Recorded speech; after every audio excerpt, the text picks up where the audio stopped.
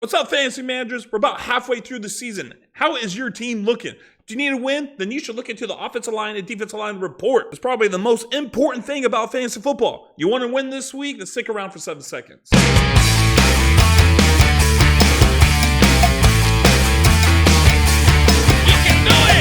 This information here is the best information that we have at our disposal that can determine a good or bad offense or defensive line independent of the running back. This video told you last week to not start Jaylen Warren or Chase Brown. Hell, even Alvin Kamara only had 3 yards per carry. So with this information, I'll tell you who to start and who to sit right now. And here we go. Let's get into it. Here is my list. As you can see here, green is good, red is bad. And then we got this like yellow, orange. That's elite. There's going to be the top 5 for each position or for each side for offense and defense. As we can see here, the elite offensive lines for rushing yards before contact is the Chiefs, is the Rams, the Texans, the Jaguars, Duval County, and the Ravens. On the defensive side, it's actually the Texans defense, the Browns defense, the Packers defense, and Patriots and Raiders defense, right? If there's anything going right for the Raiders, it's their defensive line playing well against the run. But we're here to talk about running backs, and the first running back I want to talk about, I want to say that you should have in your lineup or try to trade for, because he's probably already in somebody's lineup. You're going to start him every week. He had a bad week last week. People are like, oh, maybe this is the fall. This is the start of the end for Javonte Williams. Yeah, I don't think so. This matchup, this upcoming week, is against the Commanders. The Commanders' defensive line, they allow 1.26 yards before contact. They are not doing well against the run, while the Cowboys' offensive line, it was elite last week until they played against the Panthers, and the Panthers actually dropped down their offensive line yards before contact. But as of right now, it's still on the highest. The Cowboys are earning 1.46 yards before contact. Javonte Williams is the bell cow. He's getting 71% of the carries inside the 5-yard line. Just last week, the Commanders, they went up against DeAndre Swift. DeAndre Swift went for 14 and 108. He ran all over the Commanders. Same thing is going to happen with Javonte Williams this week. To put some people at ease, last week, Stephen Jones was saying our boy Blue is going to get some more opportunities this week against the Panthers. Well, what happened? Javonte Williams scored a season low of 8.4 fantasy points because of Blue, right? No, wrong.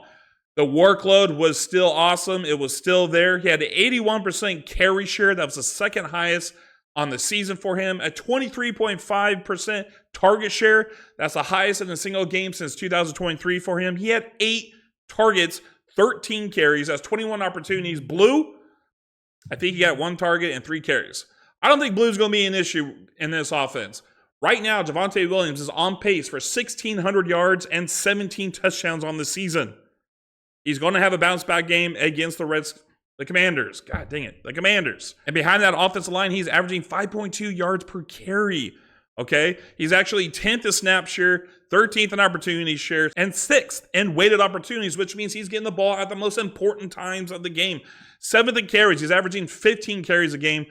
He's averaging 4 targets a game. This guy is getting the workload, but he's also doing well with it. When it comes to yards created per touch, He's 8th overall. He's averaging an additional 4.5 yards per carry or per touch. 7th in breakaway runs at a rate of 5.1%. And a stat that I do like, he's actually 6th overall for running backs at expected fantasy points per game at 18.3, just behind Davion Achane at 18.8. I wanted to put this graph up. So this is the NFL defense explosive play rates allowed as of week 6. And the Cowboys, they are facing the Commanders. The Commanders are allowing an explosive rate 6% of the time when it comes to rushing. That is 23rd worst for defenses, and that's who Javonte Williams is also going up against next week or this upcoming week. And so the Commanders on the season are allowing 121 rushing yards per game. That's actually ranked 20th overall, but in the last 3 games, they are allowing 142 rushing yards. So worse than their average. They are not playing well on that defensive side of the ball. And now I'm going to PFF. I want to look at his yards after contact per attempt, which means every time he gets touched, how many additional yards he get on an average. And I don't have to scroll down far because he is 6th overall. He averages a 3.83 yards after contact per attempt. So, and this game here against the Commanders, Let me go back here real quick. Against the Commanders are already given up 1.26 yards before contact. Cowboys are actually earning 1.46. So if he's getting 1.46 yards before contact, then gets contacted, then on average, he's getting an additional 3.4 yards, whatever I said. That's almost 5 yards per carry. What did we say earlier? That he's actually averaging 4.50 yards created per touch. Last week was just one of those weeks. The Panthers defense, we're going to talk about a little bit later here.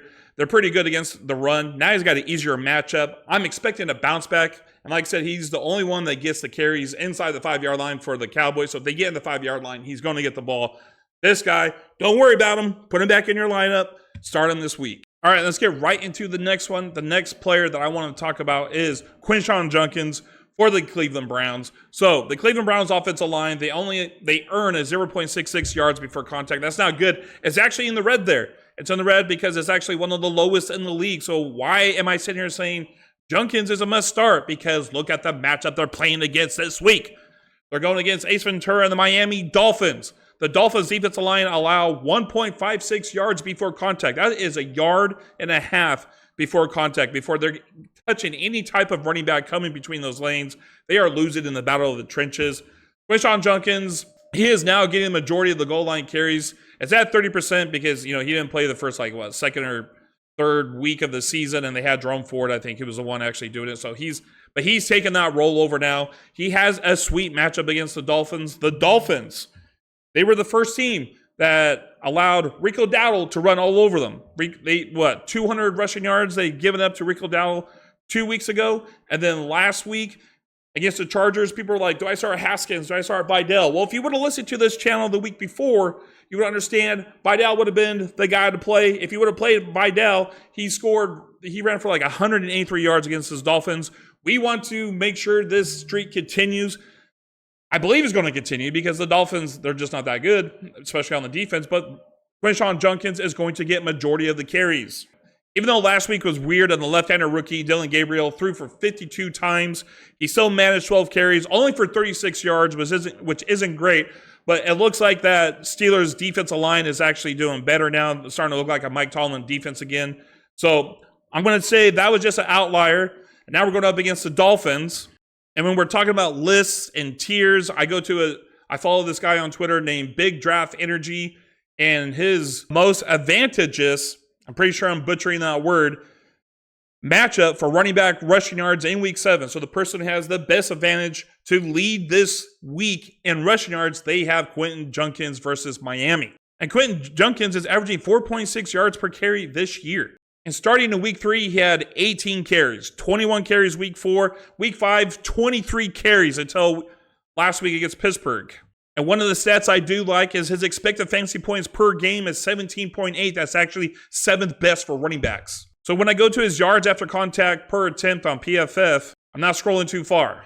He's actually 5th overall. I just talked about in the last player, Javonte Williams being 6th overall. This guy is actually having a better yards after contact per attempt than Javonte Williams. He's in the top 5 at 3.83 yards before contact. That's going to help him gain more yards against that horrendous defensive line of the Miami Dolphins, who is ranked 32nd overall in rushing yards per game. They are allowing 168.5 rushing yards a game. And the last 3 games are actually allowing 192 yards. And I want to bring up this graph again because the Dolphins are allowing a 15-plus yard run 10% of the time. That's actually the best or worse in the league. They are ranked 32nd in that category.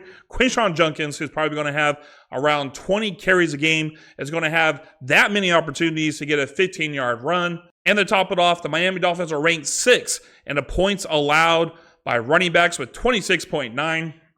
This is not going to be the Pittsburgh Steelers that Quinshon Judkins is facing against. It is the Miami Dolphins, who are allowing close to 200 yards a game rushing. They are in a slump right now. Enough said. Start Judkins. I want to take a second before I get to the third player, and if you guys could please just hit the subscribe if you're liking the information so far, or even if you're new to the channel. When you hit the smash or subscribe, it pushes us out to more people. We have a goal to get to 3,000 at the end of the year, and we can't do it without you guys. We appreciate all the views, all the likes, all the subscribes, and the engagement. And the third guy I want to talk about that you should feel confident putting into your lineup and starting this week And it's going to be, and they're coming off a bye, so I like that.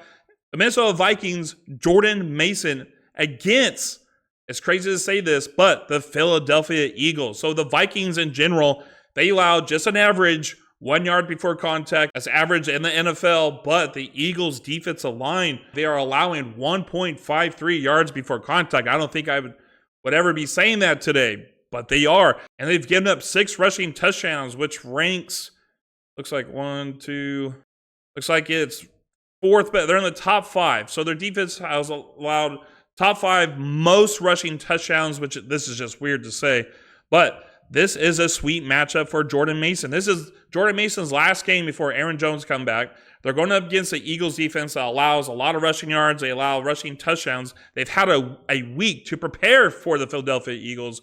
I think Jordan Mason is also 100% in the goal line carries.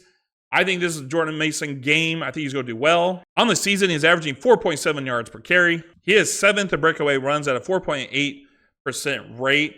He's getting around 14 carries a game and about 2.5 targets a game. So we're looking at 16 opportunities against the Philadelphia Eagles defense. And his rushing yards after contact per attempt is actually 18th best. Not great, but it's still top 20. I still think he has a sweet matchup because the Philadelphia Eagles are actually ranked 26 and allowing 134 rushing yards a game. In the last 3 games, they've allowed 135 rushing yards a game. We just saw Cam Scalabo run 19 times against for 98 yards. That's a total of 5.1 yards per carry. And then we saw J.K. Dobbins put up 14 points against them with a rushing touchdown. And even before that, we saw Bucky Irving score 29 points, and he averaged 4.2 yards per carry against them.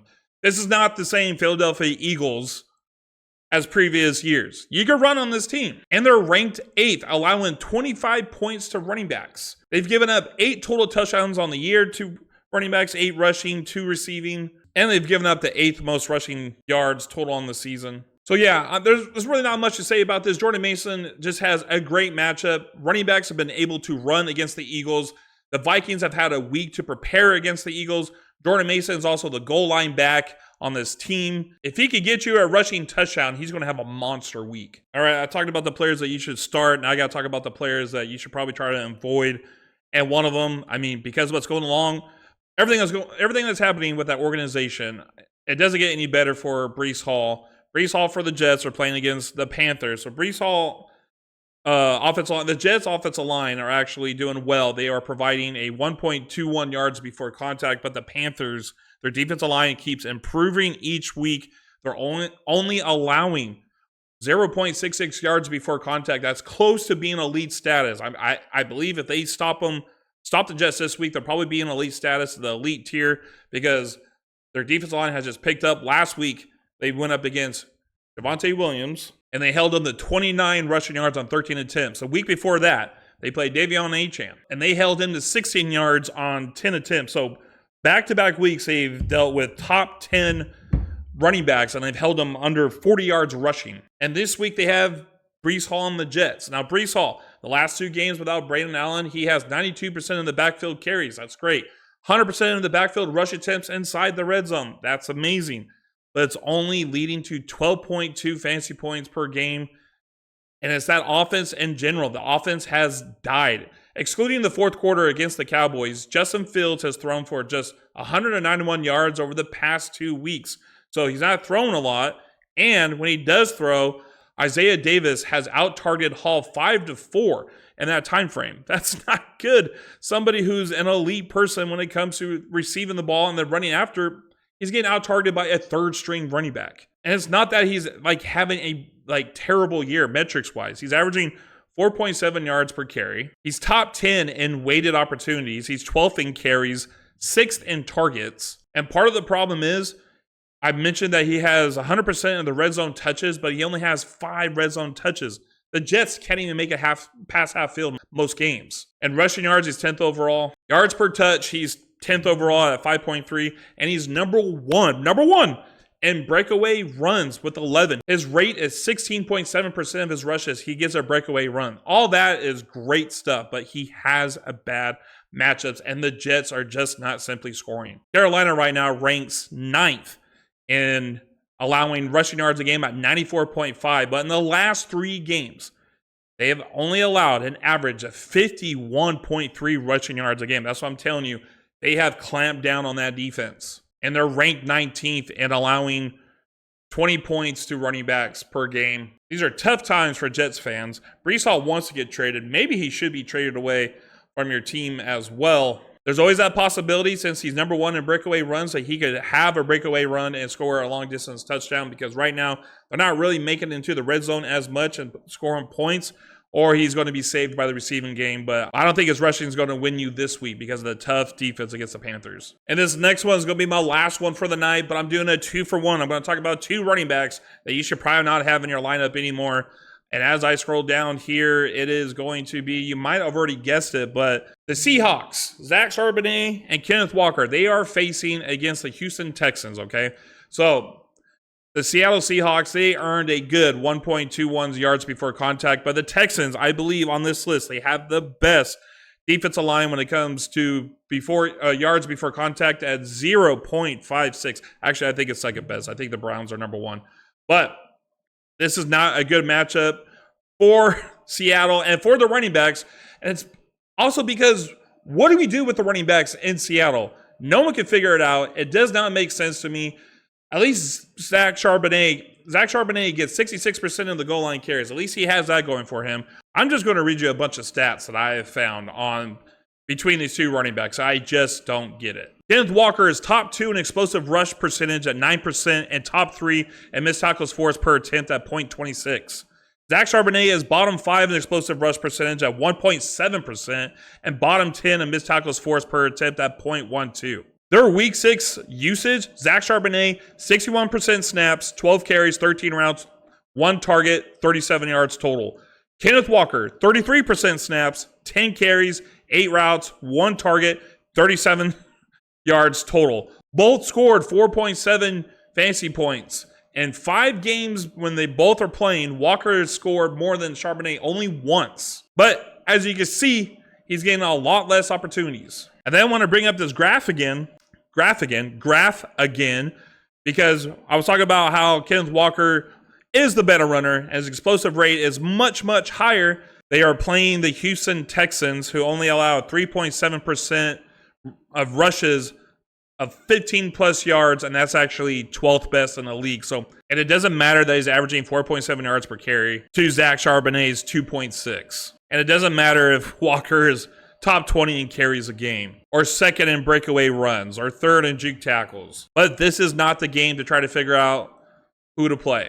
The Texans are ranked 7th and 90 rushing yards allowed per game. In the last 3, they've only allowed 70 rushing yards a game. And they're ranked 24th in allowing only 19 points a game to running backs. So with that being said, if you do have to start one of them, they have to go in the flex. And what you're hoping for is Zach Charbonnet is going to get a goal line carry and score, or Kenneth Walker is going to score from 50 yards out. Because if he gets closer to the end zone, they're going to take him out and put in Zach Charbonnet for some weird reason. I can't figure out what's going on in Seattle, but this is also a vent, so thank you for listening. But try your best not to play these players this week. And that is the end of the video. So I've given you 3 running backs that you should start, and I've also given you 2 running backs, 2.5 running backs, to 3 running backs that you should not have in your lineups for week 7. This is coming out a few days early because I will be out of town this weekend, so this is not the normal time that this comes out, but this video does come out every week. So make sure you check out the week 8 video. I'll talk to you then.